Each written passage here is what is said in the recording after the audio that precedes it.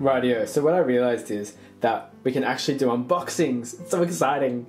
Like Asjarra unboxings. So guys, today I've got the new Asdrubael Vect kit from MarneusAugustaCalgar. Let's have a look what's in the box. Yeah, this is going to be great. We'll do every video like this. It's a pretty big box. Reminds me kind of like a takeaway package. But, you know, you get what you pay for. That's a joke. Is that a bad joke? I'm not sure. Let's have a look what's in the box. So, when I start a project, I overcompensate. So let's have a look. When you hire me to do a project, you pay a flat fee plus postage, and for that fee, I buy the models. Unless, for example, it includes Forge World or expensive models, like for example, Mephiston's wings, which were quite expensive, or the Eldar avatar, which was quite expensive. In that case, we'll talk about it and we'll figure out how it's going to work. In this case, it's just a standard Games Workshop kit, so all of these bits were bought for the project. Now the ones that don't get used will go back into the bit kitty. So my bits box sort of recycles and grows in a pretty organic way. And every time someone commissions me to do a different kind of project, I get excited because it means I get to buy new things that I haven't bought before. In this case, my first bunch of terrain. So that's the first thing that comes in this kit, is some terrain. So what is the piece? Well, it's Asdrubael Vect, and he is the greatest Archon of all time for the Dark Eldar, and he'll be the leader of Marneus's Dark Eldar army. Marneus already has one version, and that version is the Vect that's sitting on his sail barge, Jabba the Hutt style as I see it, and we'll be working on a different version together that he can take into battle. Here's some bits that we've got prepared, and let's have a look. So we've got all sorts of things, bits of old Dark Eldar. This is from another project I was working on a long time ago before I started Old Father Time actually. This is my Dark Eldar Archon that I wanted to do before the new Eldar came out in a way that would excite all you guys, but I got sidetracked by Old Father Time and the rest is history. But this was meant to be Dark Eldar Archon based off the front of the new Codex cover, built before the models came out. So it's using old Eldar Guardian parts. It's also massive. I learned a lot in the process, and this actually looks completely ridiculous, but there's some bits in here that I'll need. So that's there. What else have we got? We've got some Cabalite Warrior hands, some staves with spiky bits on them, which is always good. Okay, because Asdrubael Vect is going to have his staff and his orb.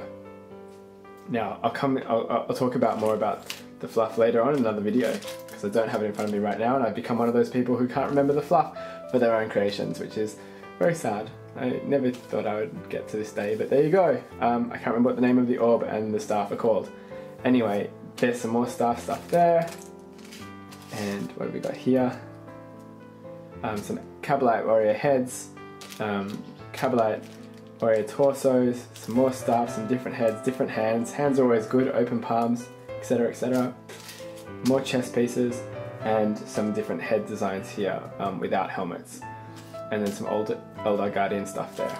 No, Dark Eldar Warrior stuff there. And that's pretty much it. So it's pretty straightforward. It'll be him standing here in a pose that looks just like this picture.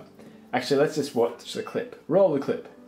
So if you guys have played Warcraft, you'll know that you'll know this cinematic from the Burning Crusade, and that Blood Elf, I think Mage there, is doing a pose that we're going to have Asdrubael Vect do. So spinning the staff above his head and then slamming it into the ground. Bam! And then what happens is these bits of terrain are going to be strategically placed around him and are going to be warped like Matrix style. You know when Neo at the end of the first Matrix film became the One in his mind and he warped the corridors after he got rid of Agent Smith for the first time. The first time, little did we know. Oh dear, how sad. Anyway, these will warp just like that sort of thing. They'll be bent, and the ground will be sort of like in upheaval, cracking and sort of splintering as the shockwave of his staff hitting the ground explodes with psychic energy, I guess, or you know, dark energy.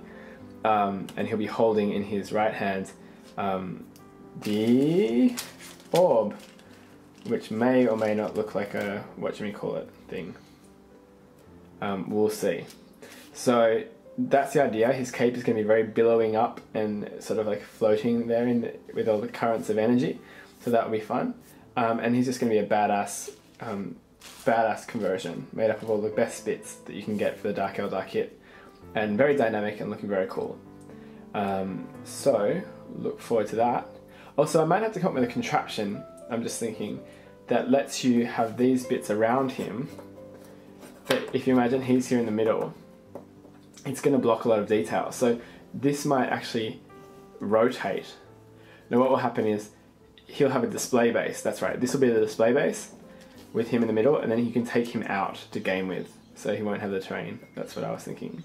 But because he's on the display base, I'll leave it so you can rotate it, so that you can angle him and look at him through the terrain without it being obscured, and you can rotate him independently. Something like that. We'll figure it out. Anyway, I've got a whole bunch of other terrain as well in the meantime, which is cool, so I might experiment with some of those bits. That is what Asdrubael Vect is going to be. Okay, so thanks guys for joining me, and I will have an update for you the day after tomorrow.